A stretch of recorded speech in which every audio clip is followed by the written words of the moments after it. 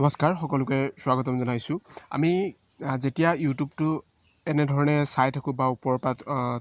তলৰ পৰা আমি ওপৰলৈ যেতিয়া স্ক্ৰল কৰি থাকো প্ৰায় আমি কি কৰো ভিডিও বিলাকৰ যেটো আমি থাম্বনেল দেখা পাওঁ এই থাম্বনেলটো চাই পেলাই আমি ভিডিওটো ক্লিক কৰো ধৰক আমি এনে আছো ইনি ইউটিউবটো চাই আছো আৰু ওপৰৰ পৰা তললৈ আমি এনেকৈ টানি আছো নি আছো আৰু ঘপককে আমি কিবা এটা ধৰক দেখা পালো প্ৰথমে আমি কি দেখো ভিডিওটো থাম্বনেলটোৱে দেখো থাম্বনেলটো দেখি আমি ভিডিওটোত ক্লিক কৰো তাৰ মানে ভিডিওটোত কি আছে কি নাই বা কি লিখিছে টাইটেলত কি লিখিছে বা ডেসক্ৰিপচনত কি লিখিছে এটো আমি প্ৰথমে হেতু নাচাও আমি প্ৰথমে কি চাও সদায় থাম্বনেলটো চাও তো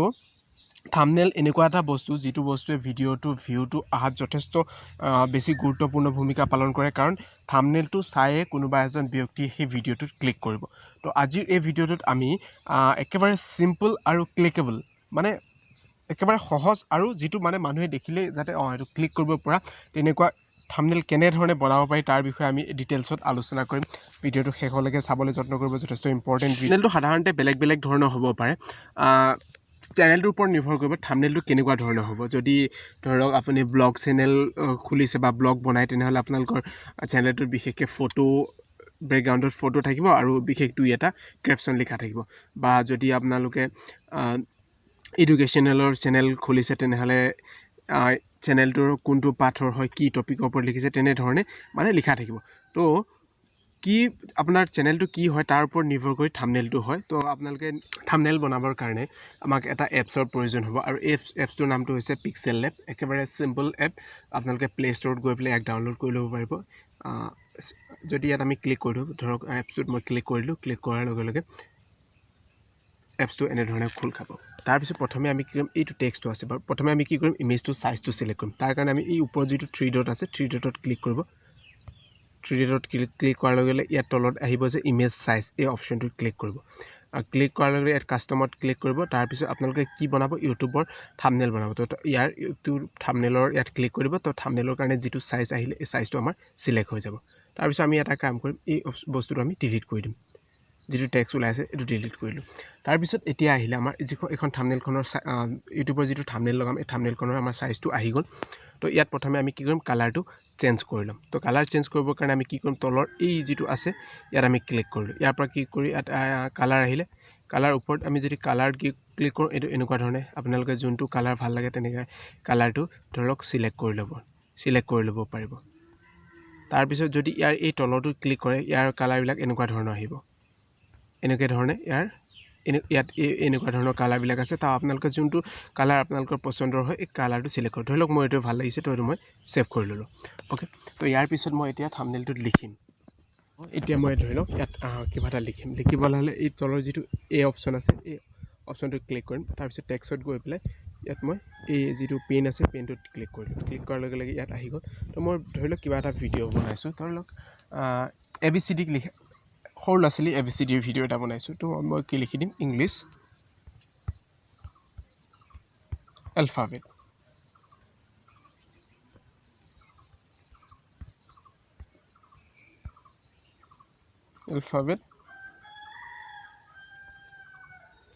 এ ওকে ঠিক আছে মই ক্লিক কৰিলো এটা মোৰ আখৰটো হৈ গল তো ইয়াৰ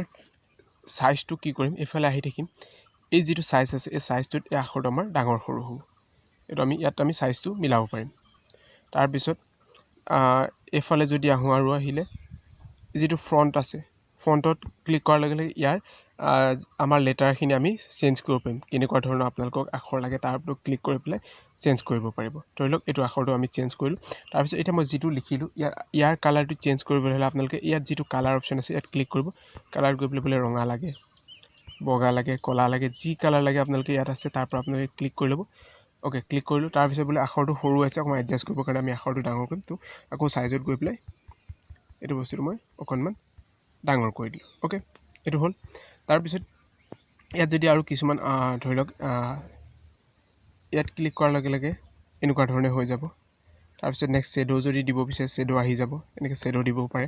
তাৰ পিছত 3D লিখো বুলি ক'লে 3D লিখিব পাৰিব ৰিফ্লেকশন দিও বুলি ক'লে ৰিফ্লেকশন ইয়াত ক্লিক কৰিলে এটো ধৰক এনেকৈ ধৰণে ৰিফ্লেকশন আহিব যদি দিব বিচাৰে তেনেহলে দিব পাৰে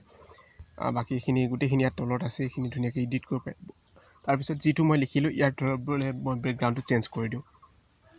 ধৰি লওক ইয়াৰ বেকগ্ৰাউণ্ডটো মই ইয়াত ক্লিক কৰাৰ লগে লগে ইয়াৰ বেকগ্ৰাউণ্ডটোত আহি গ'ল কালাৰ আহি গ'ল তো বেকগ্ৰাউণ্ডটো মই নিজৰ ইচ্ছা অনুসৰি মই বেকগ্ৰাউণ্ডটো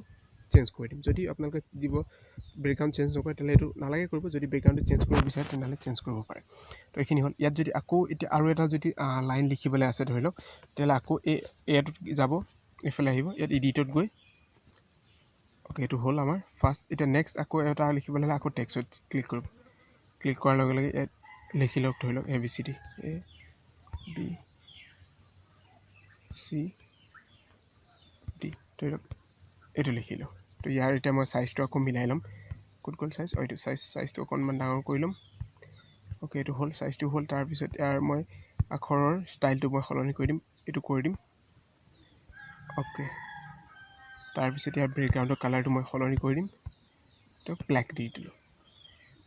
এতিয়া বেকগ্ৰাউণ্ডৰ কালাৰটো দিলোঁ তাৰপিছত বেকগ্ৰাউণ্ডটো যদি মই ধৰি লওক অকণমান চেঞ্জ কৰিব বিচাৰোঁ এইফালে দিলে এইফালে বাঢ়ি গুচি যাব লেফ্টত এইটো এইফালে যদি বহাবলৈ আছে এইফালে বহাব পাৰিম তাৰপিছত এইটো ওপৰলৈ বাঢ়ি যাব এইটো তললৈ বাঢ়ি যাব ধৰি লওক মই অকণমান ডাঙৰ কৰি দিম এনেকুৱা কৰি দিলোঁ তাৰপিছত এইফালে অলপ সৰু কৰি এইফালে অলপ সৰু কৰি দিলোঁ দি পেলাই এটা কাম কৰিম মই যাতে চুককেইটা মানে ঘূৰ খোৱা কৰিম তো ৰেডিয়াছ এনেকুৱা ধৰণে কৰিব পাৰে তো এনেকুৱা ধৰণে কৰিলোঁ বাছ তাৰপিছত এনেকৈ ধৰণে আপোনালোকে যি লিখিব বিচাৰে তেনেহ'লে গোটেইখিনি ধুনীয়াকৈ আপোনালোকে ইয়াত লিখিব পাৰিব তাৰপিছত যদি আপোনালোকৰ ইয়াত কিবা ফটো লগাবলগীয়া আছে ধৰি লওক ক্লিক কৰক ক্লিক কৰি পেলাই ফ্ৰম গেলাৰীলৈ যাব গেলাৰীলৈ যোৱাৰ লগে লগে ইয়াত ফটোখিনি আপোনাৰ আহি যাব ইয়াৰ পৰা আপুনি ফটো এখন চিলেক্ট কৰিব চিলেক্ট কৰি পেলাই তাত এডজাষ্ট কৰি পেলাই ধৰি লওক এই ফটোখনকে মই ক্লিক কৰিলোঁ ধৰি লওক এখন ফটো মই চিলেক্ট কৰি ল'লোঁ চিলেক্ট কৰি পেলাই মই ইয়াত সৰু ডাঙৰ কৰিব পাৰিম সৰু ডাঙৰ কৰি পেলাই আপোনালোকে য'ত লগাবলৈ আছে তাত ধুনীয়াকৈ এডজাষ্ট কৰি পেলাই ফটোখন ধৰি লওক এই বস্তুটো মই কিনাৰলৈ লৈ গ'লোঁ ইয়াতে ফটোখন মই দি দিলোঁ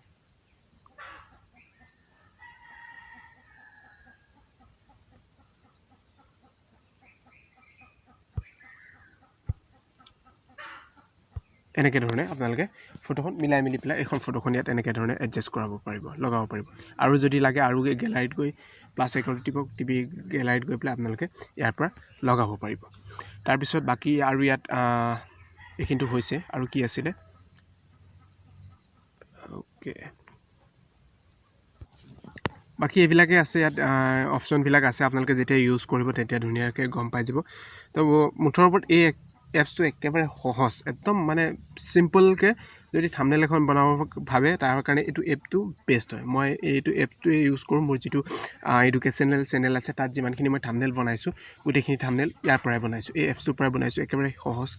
চিম্পল